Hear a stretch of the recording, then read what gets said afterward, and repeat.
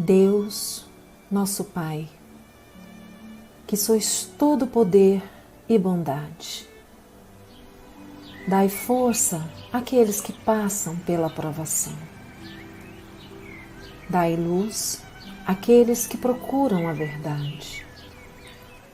E ponde no coração do homem a compaixão e a caridade.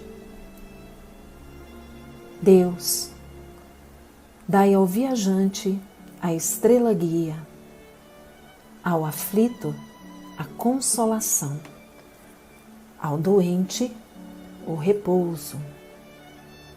Pai, dai ao culpado o arrependimento, ao espírito a verdade, à criança o guia, ao órfão o Pai. Que a vossa bondade se estenda sobre tudo o que criaste. Piedade, Senhor, para aqueles que não vos conhecem, e esperança para aqueles que sofrem. Que a vossa bondade permita aos Espíritos Consoladores derramarem por toda parte a paz, a esperança e a fé. Deus, um raio, uma faísca do vosso divino amor pode abrasar a terra.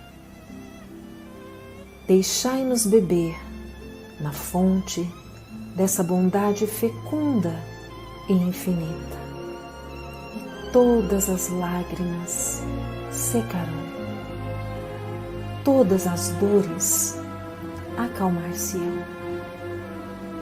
Um só coração, um só pensamento subirá até vós, como um grito de reconhecimento e de amor.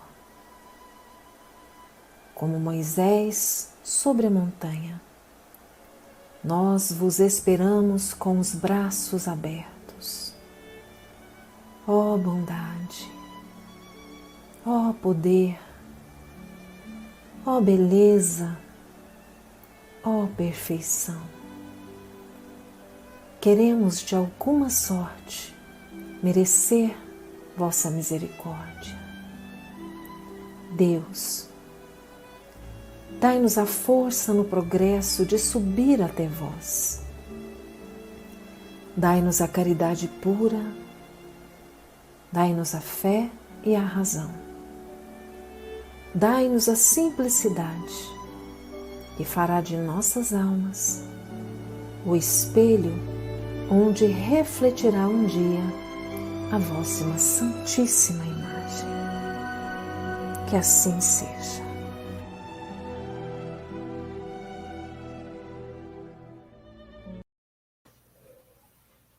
Nossa prece de Cáritas com Ivana Raschke, realmente de uma emoção ímpar, né? Porque a prece já é linda, na voz da Ivana, então ficou muito bom. Muito bom. Mas agora, com vocês, meninos, a história de Moisés. Até daqui a pouco. Então vamos lá. Olá, Álvaro, boa noite. A gente estava na semana passada comentando exatamente esse momento no qual os hebreus chegam ali na região do Egito, se multiplicam, se tornam bastante numerosos e aí o faraó começa a desenvolver um trabalho de escravizar esses hebreus. E aí nós paramos na semana passada exatamente aí nesse momento em que os hebreus estão como escravos no Egito, estão ali colocados fazendo serviços bastante pesados.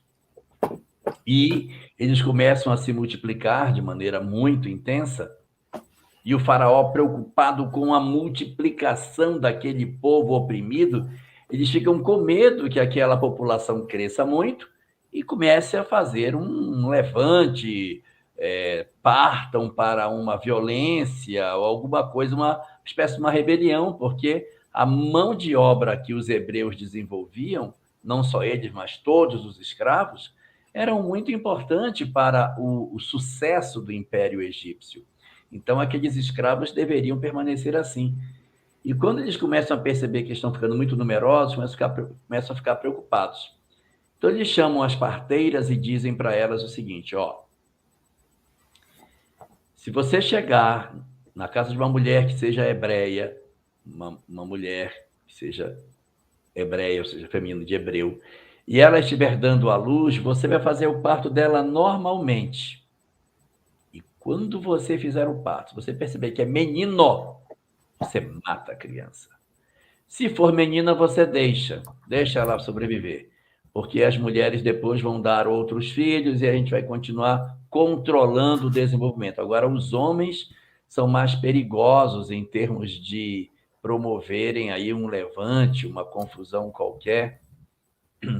Então, o que elas fazem? Elas começam a trabalhar dentro da perspectiva que o faraó pediu. Só que não acontece o que ele pede.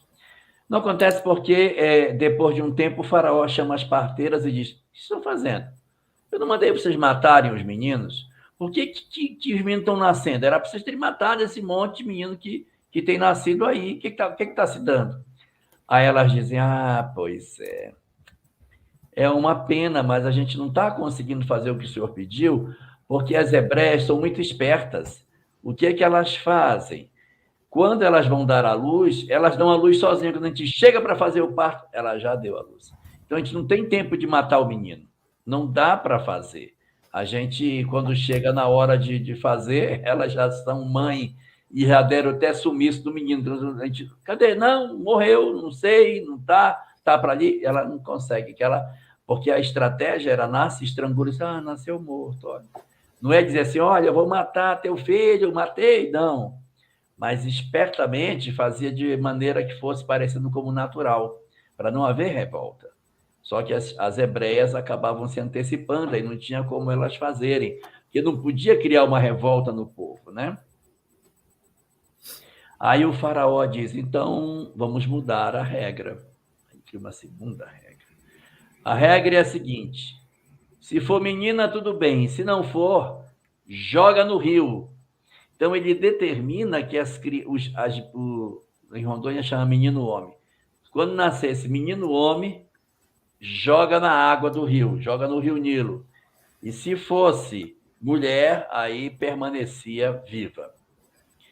E é aí, nessa hora, que vai acontecer a chegada de Moisés. E é bem interessante que o texto diz que um homem da tribo de Levi casa-se com uma mulher da tribo de Levi. Então, é Levi com Levi. Porque ele poderia ser pai da tribo de Benjamim e a mãe da tribo de Isacar, sei lá, poderia ser qualquer coisa.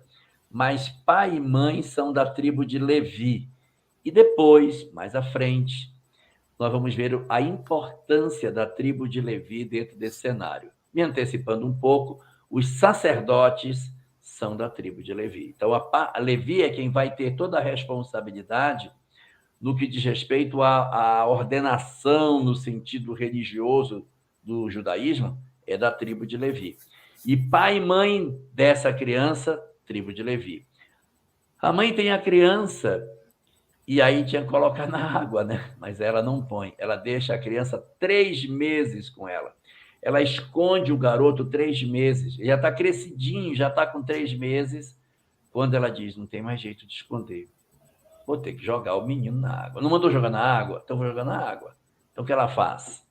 Ela prepara um cesto de vime, e para que não entrasse água, ela pega barro e tapa os buracos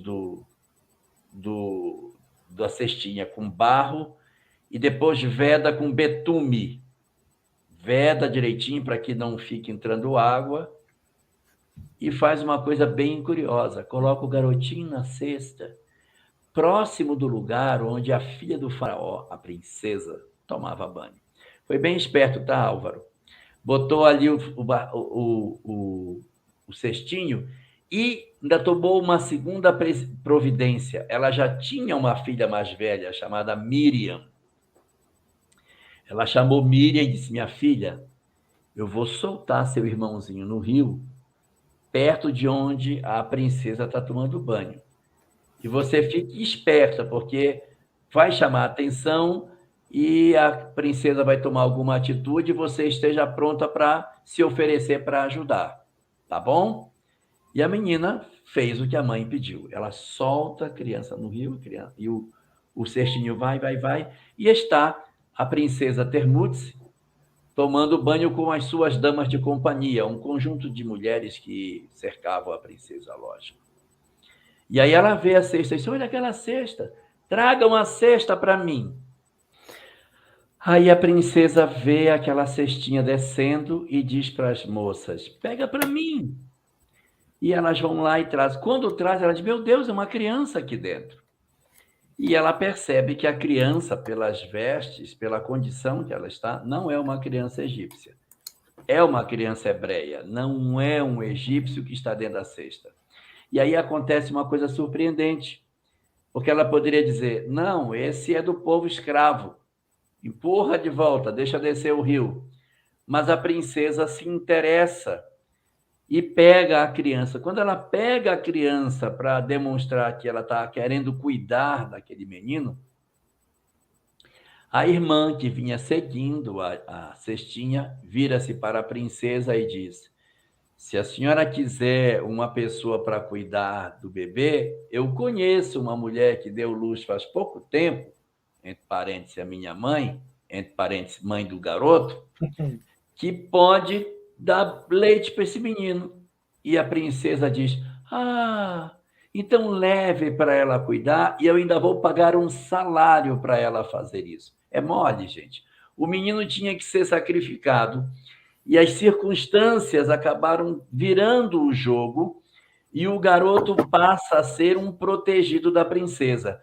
A irmã pega o bebê e leva de volta para casa, e agora a mãe de Moisés vai cuidá-lo sob a chancela da princesa, até que ele cresça um pouquinho e vá para o palácio. Uma coisa, Álvaro, que chama a atenção é o seguinte: ora, ela é uma princesa cercada das suas damas de honra. Como é que a menina consegue chegar pertinho dela? Porque não era para chegar perto. A princesa era para ter um exército segurando. Então é sinal de que ela realmente estava numa condição atípica, já que a garota consegue chegar perto de uma princesa sem que necessariamente exista essa possibilidade nas condições normais, né? Aí o que aconteceu? O menino fica com a sua mãe biológica durante um tempo e depois chega o momento em que ele é entregue para a princesa para que ele continue a sua educação dentro do palácio na condição de filho adotivo da princesa. Então ele é inserido dentro do palácio como se ele fosse filho dela e ele vai crescer ali dentro. Aí, para a Bíblia, vamos para um Midrash. Minha mãe contava muito esse Midrash quando eu era menino. Ela diz que quando o faraó viu uma criança hebreia na mão da filha, disse: você ficou louca. Trazer um menino hebreu para dentro do palácio, você tem noção do que significa isso? Você está colocando o nosso inimigo aqui dentro. Você não pode fazer isso. Não. Bota esse menino para fora, que esse garoto... Pai, mas eu gosto dele, deixa ele ficar. E ela começa a insistir. E o pai diz para ela o seguinte: tudo bem, vou fazer um teste com ele.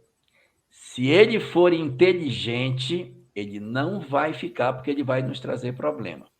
Só vai ficar no palácio se ele for burro.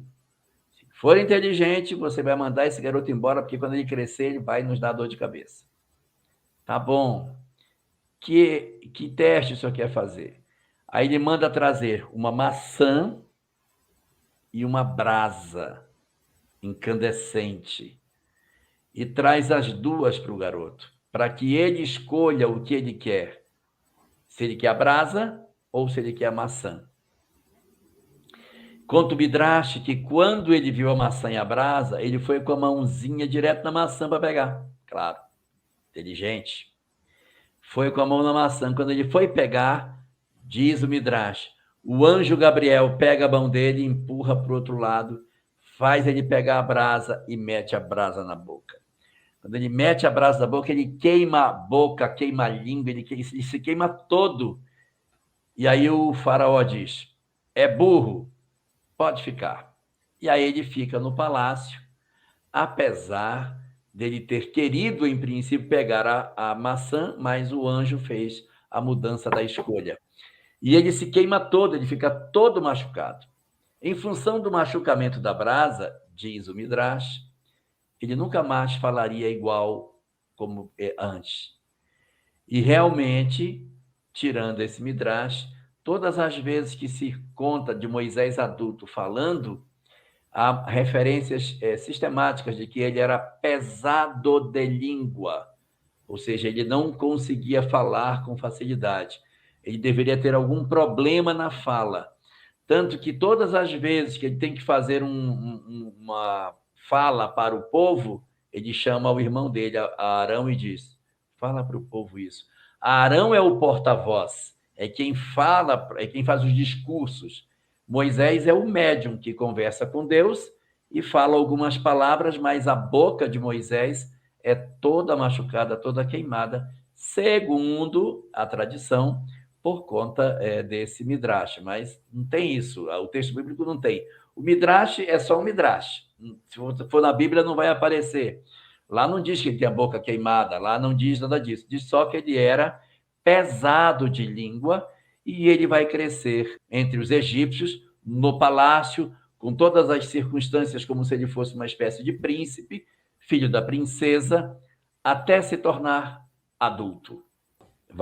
Agora, só para a gente poder fechar essa primeira parte, só queria só dizer que ele vai se criar no palácio, ele vai ter educação egípcia, ele vai ter conhecimentos egípcios, ele vai ter informações da região, ele vai ter informações do ponto de vista do que existia no entorno do Egito, ele é um conhecedor da geografia do entorno, ele vai aprender as coisas da religião, ele vai ser iniciado nos conhecimentos egípcios, ele vai ser formado com o saber que o Egito possuía. Quando ele se torna adulto, aí vai acontecer um incidente que vai fazer ele partir dali para o deserto. Então, antes dele sair do palácio na direção do deserto de Midian para ter uma segunda fase da vida dele, ele vai ter ainda a sua formação educacional, na qual ele se tornará uma pessoa com grandes conhecimentos. Não é nada no sentido diferente, é porque era assim mesmo. Os príncipes, eles estudavam, eles aprendiam, porque um dia eles iam guerrear, eles seriam generais, eles tinham que conhecer a região, o que existia, o que havia no entorno, para que você pudesse tomar decisões em batalha, para que você pudesse comandar o povo. Então, o conhecimento que se tinha era basicamente o de geografia, porque não tinha muito o que saber naquele período. Então, ele tinha que ter o domínio do mapa na cabeça dele, do que é que tinha para cada lado que ele virasse dentro das regiões que cercavam o Império Egípcio. Isso vai ser muito importante para aquilo que a gente vai conversar depois sobre a história dele como adulto. Eu acho que está na hora de nós chamarmos a Denise Balô. Denise, cadê você? Nós temos perguntas? Temos realmente muita coisa para falar de Moisés ainda, né?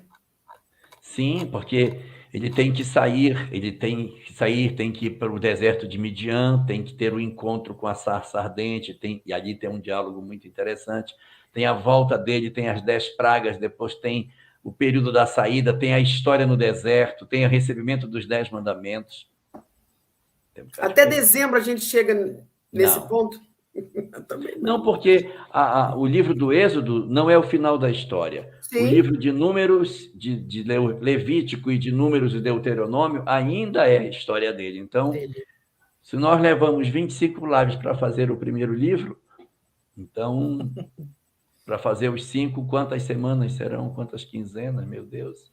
Quantos anos? O Álvaro vai terminar. Eu não sei se eu termino. Né? Lá vem ele! Lá vem velhinho. Ele!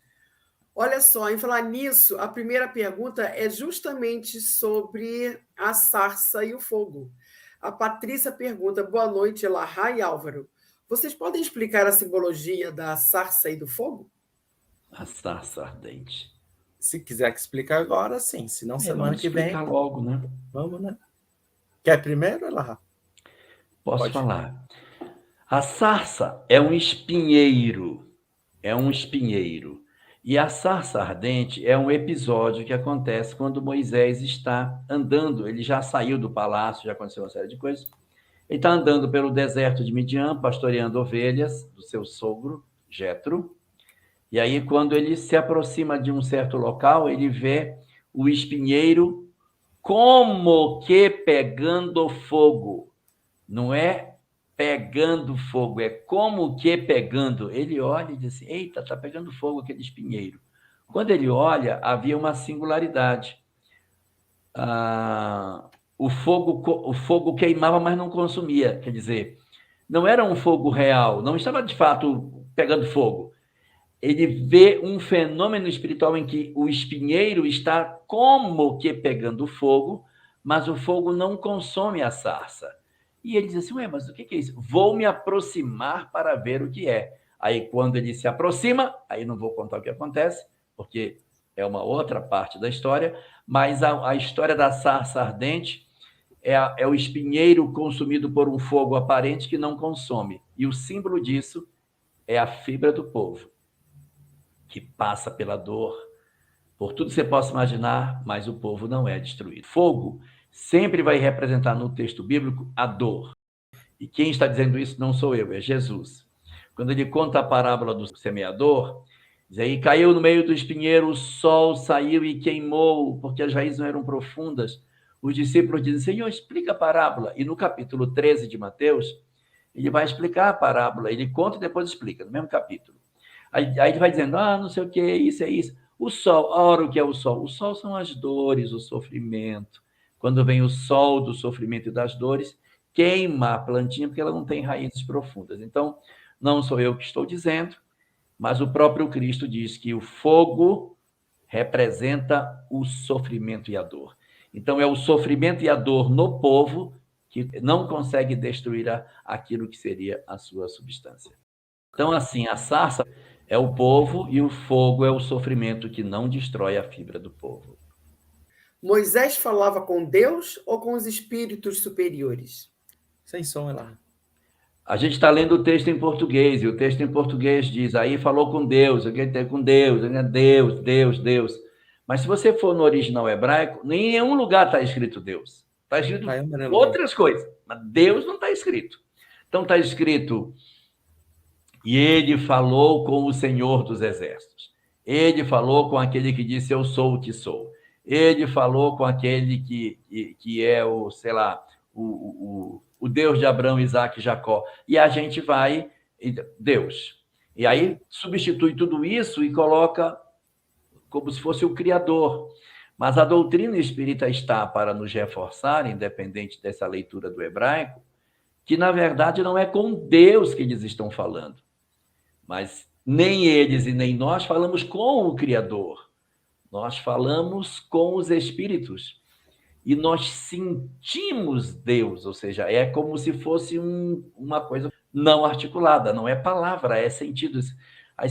Mas por que você não larga a sua família que lhe dá tanto trabalho? Porque eu sinto que não é isso que Deus quer. Mas ele disse isso, ele não disse, mas eu sinto. Então a relação com Deus é sentida. Quando alguém assim, aí o Espírito disse, não, vá por aquele caminho. Não pode ter sido Deus, deve ter sido os Espíritos. Só que aí, em função da simplificação do processo religioso, acaba dizendo Deus. Aí Deus disse a Moisés, faça tal coisa, não faça tal coisa. Então, aí não, na verdade, se houve uma ideia no sentido de palavra, de dizer vá por aqui, não vá por ali, os Espíritos fizeram isso, evidentemente inspirados pelos espíritos superiores, que eram inspirados por Deus. Então, tudo vai dentro de uma cascata de informação que vai descendo para nós. E é nesse sentido que a gente pode dizer que Moisés falava com Deus. Nós vamos dizer isso aqui durante todas as lives para frente. Entendam sempre que esse Deus está sendo falado não é o Criador, mas os espíritos que, em nome dele, apresentavam as suas ideias. E temos a Leide, que pergunta, o que é o Midrash? O Midrash é uma história.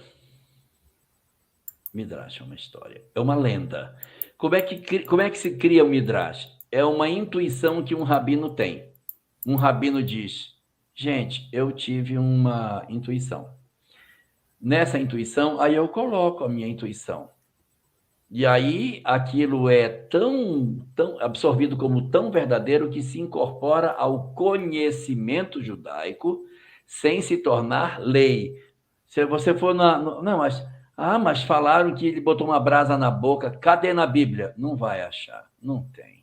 Vai virar de ponta cabeça e não vai achar. Onde está? Está nos Midrashim, é um Midrash. Isso aí um rabino, alguém contou, que contou para outro, e tem séculos que essa história é repetida, e ela já é repetida há tanto tempo que ela virou verdade. Eu vou dar para você um Midrash do cristianismo. Um Midrash. Jesus, quando vinha andando no Calvário, uma mulher veio com um pano e enxugou o rosto dele. E aí, quando ela mostrou, o rosto dele havia se transferido para o pano. Isso não tem na Bíblia, não. Isso é um Midrash. Isso é tradição, mas não tem. Jesus caiu 3 vezes. Quando a gente vai na igreja, tem até as estações. A primeira queda de Jesus, a segunda queda. Ele não caiu nenhuma vez. O texto bíblico não caiu nenhuma vez. Eram 600 metros. Ele carregou 600 metros e não caiu nenhuma vez. Mas, na tradição, ele caiu a primeira, a segunda e na terceira pegaram o sirineu para carregar a cruz. Não tem queda no texto bíblico. Não tem. O que todo de veio? É um Midrash. Alguém criou isso e foi se perpetuando. Hoje as pessoas acham que está até na Bíblia. Não tem queda de Jesus. Na Bíblia não tem pano limpando o rosto dele. É mais ou menos isso que é um Midrash. É uma tradição que se concretizou, se consagrou ao longo do tempo. E a Nair faz o seguinte questionamento: tem algum Midrash que fala do pai de Moisés? Tem Amram, o nome dele. Amram, o nome do pai de Moisés.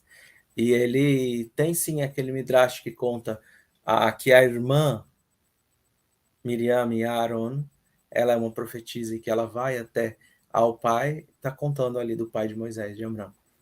Ele era filho de Levi. Sim, todos. Então, o pai e a mãe eram da tribo de Levi. E a Patrícia faz o seguinte questionamento: não sei se entendi errado, mas no começo das lives vocês disseram que hebreus não poderiam construir nada, por isso moravam em tendas. E aí depois ela continua aqui. A convivência com os egípcios, ainda que de forma obrigatória, os ajudaram a repensar essa visão? Me refiro às trocas culturais. Realmente, o povo hebreu, ele era um povo assim, meio que de tendas mesmo. A gente não tem, na história de Abraão, Isaac, Jacó, eles não são de construções definitivas, eles são povos, não posso dizer que eles são nômades, mas eles têm uma forma de habitação bem precária, eles não possuem grandes construções. Realmente você tem razão, quando eles voltam do Egito, talvez esse período que eles ficaram vendo construções sólidas tenha feito com que eles criassem o conceito de cidades diferentes, que quando eles vêm, ainda que eles migrassem, eles vão passar muito tempo andando com tendas, a própria Arca da Aliança dentro de um tabernáculo, tudo em tendas, mas depois que eles se implantam na terra de Israel, aí as casas são de material permanente, eles já são fazem as coisas mais duradouras. De repente, eles foram lá aprender essas técnicas que, entre os seus iguais ali na Palestina, o negócio é ficar na tenda até hoje. É bastante razoável o raciocínio. E a Ângela faz o seguinte: já ouvi falar que a princesa era... Hatshepsut. Faz sentido? Hatshepsut foi uma rainha do Egito que teria existido, foi esposa de Tutmoses II. Ela, até conversamos sobre ela na última live, que Hatshepsut, então, assume o controle do Egito durante 20 anos, 10 como rainha, 10 como faraó, usando uma barba postiça, para impedir que Tutmoses III assumisse o trono. Ele era muito conquistador, no sentido de terras, era muito imperialista. Mas, assim, eu já tive a oportunidade de ouvir algumas pessoas falarem sobre isso, mas eu não tenho uma convicção para dizer para você se Termutz é a mesma Hatshepsut. Mas eu já ouvi isso em algum lugar, mas nos textos assim mais confiáveis que a gente tem, aparece sempre Termutz como sendo a mãe adotiva de Moisés. A pergunta da Naíra eu achei muito boa. E esta princesa, ela adotou sozinha? A sociedade egípcia era então menos preconceituosa ou foi falta de informação? Se a gente olhar, eu vou falar, Célia adota sozinha, né? Também, Célia adota sozinha. também adota sozinha. Assim, a gente não tem como falar, né, dessa sociedade ser preconceituosa ou não. Esse é um conceito muito, acho que é muito novo, né, para nós. Eu acho que também, Álvaro, existe uma singularidade da família real. A família real tem condições de decidir sobre sua vida, né, sobre fazer as coisas sem muita necessidade de prestar contas à sociedade, porque eu estou no topo da pirâmide social. Tanto que eles casavam entre si, os irmãos é que casavam entre si. O pai tinha filhos e filhas, para garantir o sangue real, você vai casar com sua irmã. Aí se casava. Tanto que Tutankhamun era casado com sua irmã, Ankh-Namun. Eles eram irmãos. E seus pais também eram parentes, e aí por isso o Tutankhamun tinha problema de coluna, tinha uma série de coisas, andava com uma bengala, e tinha a coluna dele era toda colada, ele tinha graves problemas porque já era esse problema de casamento consanguíneo que a família real fazia. E eles tinham as suas próprias regras, a família real tinha as suas próprias decisões. E aí posso considerar, agora já sou eu falando, que o fato de Termutz ser uma mulher doente, com dificuldade, o pai, para agradar, deixa ela ficar. Não. Se criou, se fez bem a ela, deixa. Sim. Igual você tem uma filha que tem uma depressão, e aí ela diz assim, pai, eu queria criar um javali como um javali, porque você não pode dizer, não, eu queria um javali. Vai fazer bem, vai curar da depressão? Então, bota o javali, vai, cura. Você faz. O importante é a gente se apegar assim, à bondade, né? Ao quanto aquilo é regenerador para o espírito, esse amor. Acho que é o ponto principal. Célia adotou sozinha, puxa, o Divaldo tem quantos filhos?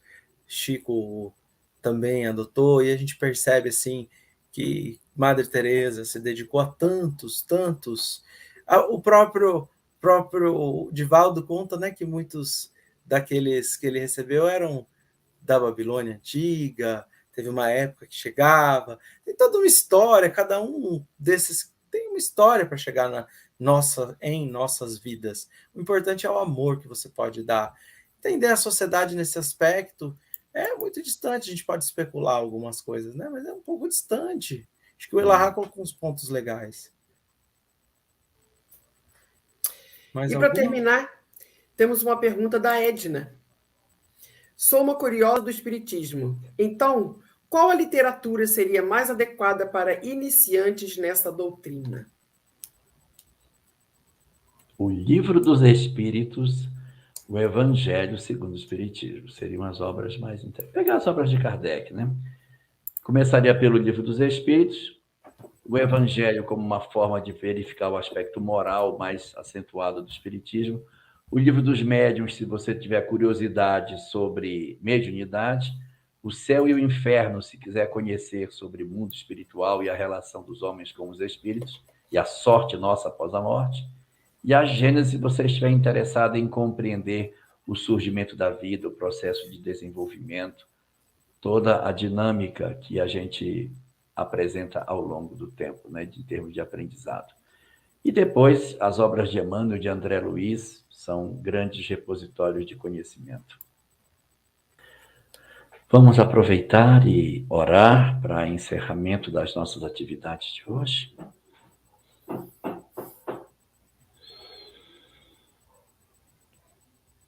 Querido Senhor dos nossos corações,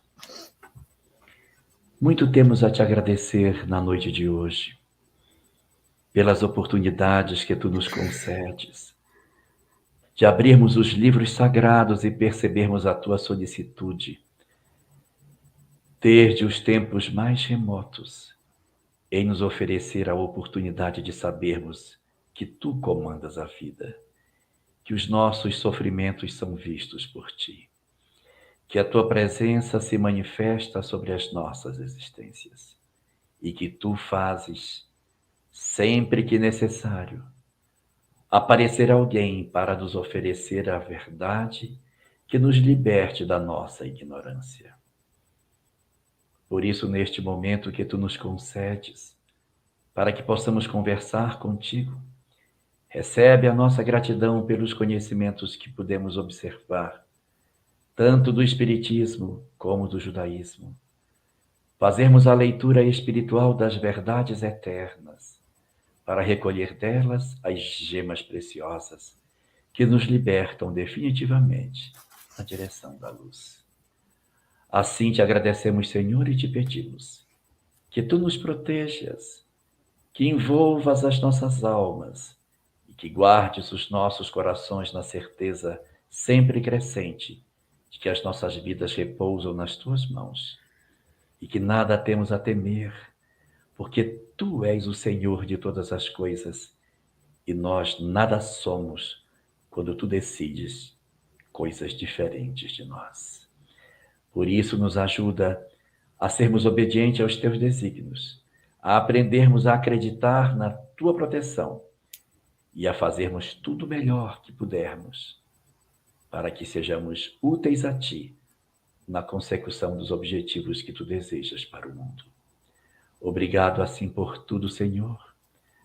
Abençoa as nossas vidas e protege os nossos corações na tua infinita paz, hoje e sempre. Que assim seja.